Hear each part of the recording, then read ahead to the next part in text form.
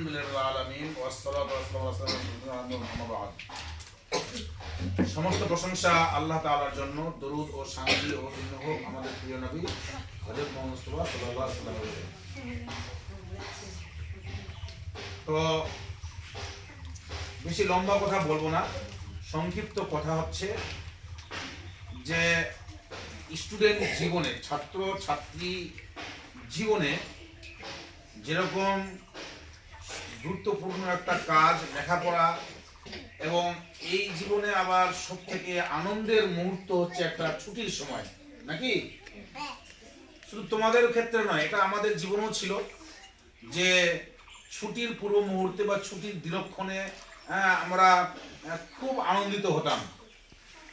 আর বিশেষ করে তোমাদেরকে আমি বলে রাখি যে ছুটিকে কেন্দ্র করে, রমাজানের কেন্দ্র করে, এবং আমাদের সব থেকে ইসলামিক যে সব থেকে বড় সেলিব্রেশন, যেটা সেরেমনি ঈদ ফিতর, সেটাকে কেন্দ্র করে আমাদের মনে আরো অনেক আনন্দ, তাই তো? তো আসলে বিষয়টা হচ্ছে যে কোনো জিনিস আসার পূর্বে আনন্দটা যতটা হয়, জিনিসটা পৌঁছে গেলে কিন্তু অতটা আনন্দ থাকে না। মানে আনন্দটা বেশি মনে হয় আসার আগেই। যেমন দুর্গাপুজো হলে, দুর্গাপুজো আসা আসছে আসছে আসছে আসছে হচ্ছে হচ্ছে এই অষ্টমী, এই সপ্তমী, এই নবমী, এইগুলো করতে করতে আনন্দটা কিন্তু চলে গেল। মানে আসার আগে আনন্দটা থাকে, চলে আসার পর আনন্দটা আস্তে আস্তে শেষ। এইরকম আমাদের ছুটি হবে, রবিবার ছুটি হবে, হবে করতে করতে করতে করতে আজ রবিবার, আজকে কিন্তু বাড়ি চলে গেলে আনন্দ শেষ, আনন্দ শেষ। কিন্তু তারপরে একটা আনন্দ আর নতুন করে তৈরি হবে ঈদের, কিছু তৈরি হবে ঈদের, যে ঈদ হবে, ঈদ হবে, ঈদ হবে, ঈদ হবে, ঈদ হবে, ঈদ শেষ, শেষ আনন্দ। তা বোঝা যাচ্ছে আমাদের আনন্দের লং টাইমটা হচ্ছে আগে। তো যাই হোক, তো তারপরেও আমাদের যেহেতু তোমরা পড়াশোনায় একটা সময়ের মধ্যে আছো এবং বিভিন্নভাবে বিভিন্ন ক্লাসে তোমরা লেখাপড়ার সঙ্গে জড়িত যুক্ত আছো, এই জন্য আমাদের মতো বা আমরা যেরকম লেখাপড়া করে একটা জায়গায় যে কোনোভাবে কোনো রকম একটা জায়গায় আছি বা করেছি, বা আমাদের থেকে আরো কেউ বেটার করেছে, তো আমরা চাইছি তোমরা আমাদের থেকে আরো বেটার হও।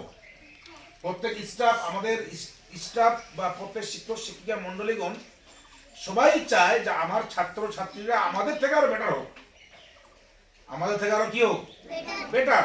বেটার বুঝতে পারলে? মানে গুড, বেটার, বেস্ট, মানে আরো বেস্ট হয়ে যাবে, আরো খুব ভালো। তো ঘটনা হচ্ছে তোমরা আরো আমাদের থেকে উন্নত, উচ্চ মর্যাদা সম্পন্ন, উচ্চ ক্ষমতার অধিকারী, উচ্চ পাওয়ারফুল, উচ্চ শিক্ষায় শিক্ষিত হও, এটা প্রত্যেক স্টাফ, এজ এ স্টাফ হিসাবে একজন ছাত্র ছাত্রীর কাছে সবাই এটা আশা রাখে, আমরা আশা রাখি। তো ছুটি আমাদের হবে, ছুটিতে তোমরা বাড়ি যাবে, বাবা মায়ের সঙ্গে দিন কাটাবে, আত্মীয় স্বজনের বাড়ি ঘুরবে, এটা স্বাভাবিক বিষয়, এটা নর্মালি বিষয়। কিন্তু এই ছুটিতে গা ভেসিয়ে বা একদম সম্পূর্ণভাবে বইয়ের সঙ্গে সম্পর্কটাকে ছিন্ন করে, লেখাপড়ার সঙ্গে সম্পূর্ণভাবে সম্পর্কটাকে ছিন্ন করে এই 15টা দিন যদি তোমরা অতিবাহিত করো, তাহলে কিন্তু এটা আমাদের জন্য একটা ক্ষতির কারণ হয়ে দাঁড়াবে। কি হবে? ক্ষতির একটা কারণ হবে। কেন বলতো? যে আমরা যে এই 2025 শিক্ষাবর্ষে জানুয়ারি থেকে এই মার্চের 23 তারিখ পর্যন্ত যে একটা সবাই মিলে শিক্ষক শিক্ষিকারা যেমন অক্লান্ত পরিশ্রম করে তোমাদের সিলেবাসগুলো শেষ করার জন্য আপ্রাণ চেষ্টা চালালেন, তোমরাও যেরকম সিলেবাসটাকে শেষ করার জন্য বা লেখাপড়াগুলোকে তোমরা ঠিকঠাক পরীক্ষাগুলো দেওয়ার জন্য যে প্রাণ করে চেষ্টা করে পড়াশোনা করেছো, তো এইবার এর যে শেষ যেটা পরিণাম, সেটা হচ্ছে পরীক্ষায় লিখে তার একটা ভালো ফলের আশা করা, তাই তো? এখন আমাদের পরীক্ষা সামনে, ঈদের পরেই আমাদের হাই স্কুলে, প্রাইমারি স্কুলে পরীক্ষা। যেহেতু আমাদের পরীক্ষাটা আমাদের ছুটির, মানে স্কুল ওপেনিং হওয়ার পরেই অনেক ক্ষেত্রে আমরা সেই সুযোগটা আমরা এই ছুটিটা নিতে পারি। এই ছুটিটা আমাদের কাছে, কারো কাছে যদি ভালো স্টুডেন্ট হয়, যারা ভালো স্টুডেন্ট, যারা ভালো ছাত্র ছাত্রী, তাদের কাছে এটা একটা খুব মানে মেন টাইম হয়ে দাঁড়ালো যে সে একটা ছুটি পেয়ে গেল। ছুটিটা কিসের? নিজের মন মতো করে পড়ার। ছুটিটা কিসের? নিজের ইচ্ছা মতো ভাবে স্বাধীনভাবে পড়ার, বইগুলোকে রিভিশন দেওয়া। কারণ ক্লাস চলাকালীন ক্লাসের পড়ার চাপে আমরা বইগুলোকে রিভাইজ বা রিভিশন বা রিহার্সাল করতে পারি না, কথা ঠিক কি না? কিন্তু ছুটিতে ক্লাস চলে না, সেক্ষেত্রে আমরা বইগুলোকে রিভাইজ বা রিভিশন দিতে আমরা সুযোগটা পাই। এই সুযোগটাকে কাজে লাগিয়ে তোমাদেরকে রেজাল্টটাকে ভালো করার চেষ্টা করতে হবে, কথা বোঝা গেছে? এবং যেহেতু আমাদের এখানে বা তোমাদের যে এই বেসরকারি প্রতিষ্ঠান হিসেবে যে তোমরা এখন পড়াশোনা করছো, এটা ক্লোজ থাকলেও কিন্তু সরকারি প্রতিষ্ঠান তো ওপেনিং বা খোলা থাকবে, স্কুলগুলো খোলা থাকবে।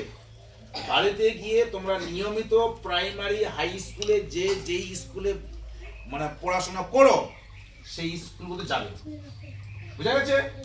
মানে বাড়িতে বসে থেকে সময়টা কাটাবে না, স্কুলগুলোতে যাবে। যারা প্রাইমারিতে পড়ে তারা প্রাইমারিতে যাবে, যারা হাই স্কুলে পড়ে তারা হাই স্কুলে যাবে, যেদিন যদি স্কুল খোলা থাকবে, যেদিন স্কুল খোলা থাকবে। তাহলে হবে কি, তোমাদের সেই স্কুলগুলোতে গেলে স্কুলগুলোর বিভিন্ন সিলেবাস এবং প্রশ্নর তোমার ক্যাটাগরি এবং বিভিন্ন রকমের আরো পরীক্ষা সম্পর্কে আরো একটা স্পষ্ট ধারণা তোমাদের তৈরি হবে। এই জন্য স্কুলে কিন্তু যাবে, স্কুলে বুঝা গেছে? আর সব শেষে যেটা কথা বলবো যে বাড়িতে গিয়ে কতগুলি বিষয় তোমাদেরকে মনে রাখতে হবে। সবাইকে বলছি, হোস্টেল, নন হোস্টেল, আবাসিক, অনাবাসিক, যে আবাসিক, কার, সবাইকে বলছি, এই ছুটি চলাকালীন নিজের শরীর থেকে শুরু করে হাত মাথা থেকে পা পর্যন্ত 24 ঘন্টা পরিষ্কার পরিচ্ছন্নতার সঙ্গে থাকতে হবে। সর্বাবস্থায় তেল চিরুনি, মুখ পরিষ্কার, পা পরিষ্কার, জুতা পায়ে চলাফেরা করতে হবে। সকালে যদি মর্নিং করতে হয় তাহলে সে ক্ষেত্রে খালি পায়ে চলতে পারো, কিন্তু আদার্স টাইমে রাখালের মতো গরু চোরের মতো করে ঘুরে বেড়াবে না। এক। দ্বিতীয় হচ্ছে কোনোভাবেই অ্যান্ড্রয়েড সেট প্রত্যেকের বাড়িতে আছে, মোবাইল ফোন আছে, মোবাইল ফোনে আসক্ত হয়ে সময়কে নষ্ট করবে না। আমি সম্পূর্ণভাবে ফোন থেকে তোমাদের বিরত রাখতে বলছি না, সময় ভিত্তিক, সময় সাপেক্ষে 10 মিনিট 15 মিনিট ভাবে তোমরা সেটাকে ইউজ করতে পারো, কিন্তু কোনোভাবেই এই ছুটিটাকে তোমরা কোনো রকম অ্যান্ড্রয়েড সেটে, মোবাইল ফোনে সময়টাকে বেশি বেশি দিয়ে বা কোনো রকমের অপ্রীতিকর অশ্লীল ভিডিও বা কোনো নেশাযুক্ত নেশাজাত কোনো তোমার খেলা মোবাইলে আপলোড করে খেলার চেষ্টা করবে না। এটা তোমার জীবনের সব থেকে বড় ক্ষতির একটা উৎস। তোমাদের জীবনের সব থেকে বর্তমান সময়ে একজন স্টুডেন্টের জীবনের সব থেকে বড় শত্রু হচ্ছে এটা, সব থেকে বড় শত্রু। এর থেকে বড় শত্রু আর নাই। এটা থেকে বাঁচতে হবে, শুধু ফোন এসছে, হ্যালো কে, অমুক, কাকে চাই, অমুককে, ঠিক আছে দিয়ে দাও, আব্বা না আম্মাকে। ওই ফোন ঘাটাঘাটি করে ইউটিউব ফেসবুক চালিয়ে আর ওই আবল তাবল গেম আপলোড করে গেম খেলে সময় লস করবে না, কথা বোঝা যায় কি? এটা একদম প্রতিজ্ঞাবদ্ধ হয়ে যাও যে অ্যান্ড্রয়েড সেটে আমরা কোনোভাবেই ইনভলভ হব না এবং কোনোভাবে সময়কে অপচয় করব না, ইনশাআল্লাহ। জোরে বলো ইনশাআল্লাহ। নম্বর 4 হচ্ছে বাড়িতে থাকাকালীন যতদিন বাড়িতে সময় কাটাবে বাবা মায়ের সঙ্গে, কোনোভাবে বাবা মায়ের অসম্মান, বাবা মায়ের অমর্যাদা, বাবা মায়ের কথাকে অমান্য করা যাবে না।